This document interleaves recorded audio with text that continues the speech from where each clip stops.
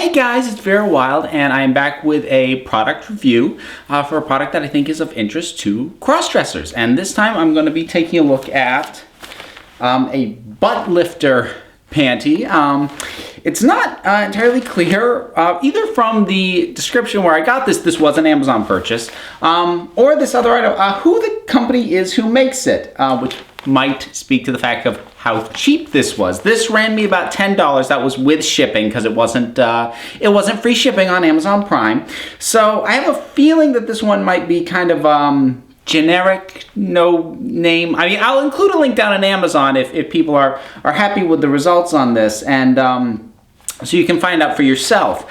But, oh, and one other thing to note, in case I forget to say it later, looking at the Amazon reviews, it does look like other people had issues with the sizing, that the sizing runs small versus what it says. I didn't find that to be an issue for myself, but I did want to take note of that to just be aware of it if you decide to order this for yourself.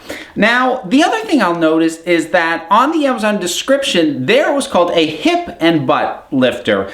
Here it doesn't mention the hip. And given where the padding actually is in the panties, and it is all on the back side, this does not actually appear to do anything for the hips, which is slightly disappointing because I'm actually more interested in hip padding right now than I am in butt padding, but this is what came, so this is what I will review. So what I'm going to do is I'm actually going to do a little cut, and I'll change the angle, and I'm going to we'll see what happens. I'm going to try and set up a split screen comparison between normal and with this on, so you can really, be able to tell better. We'll see if that works. If that doesn't, I'll just, you'll see me with it on and then with it not on, and we'll see what happens there.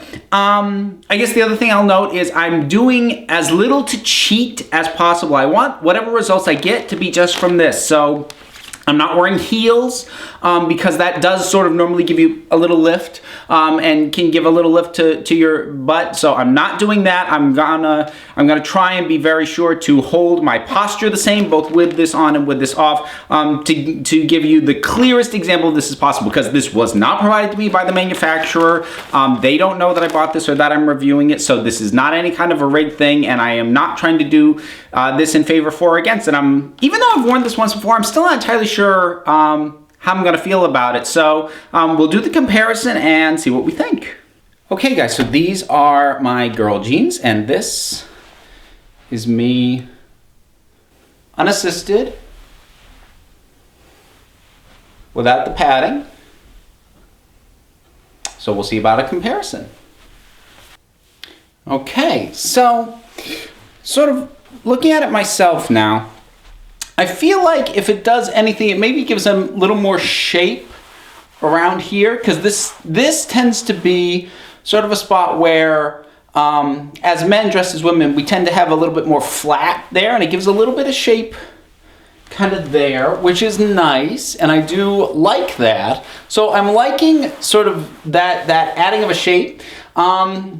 They're not pads in the way of, I would say, you're suddenly going to have junk in the trunk. It's not really going to, it doesn't seem like at any rate, it's not really going to really, boof, give you Kardashian butt out of nowhere. But I am seeing a little bit of a result, and I kind of, if I run my hands over, I can kind of feel the sort of the way that the shape has changed. So there are some results out of this, and given how inexpensive it was at $10, I would say that is about $10 worth of shape. Now, pretty much nothing on the hips. At least, well, I'm looking at it now, maybe a little on the hips, not exceptionally noticeable on the hips. So if there's any result there, it's just a little bit, which I don't object to. I mean, getting, better shaped hips is kind of one of my goals. However, I need to do it, whether it's through workout or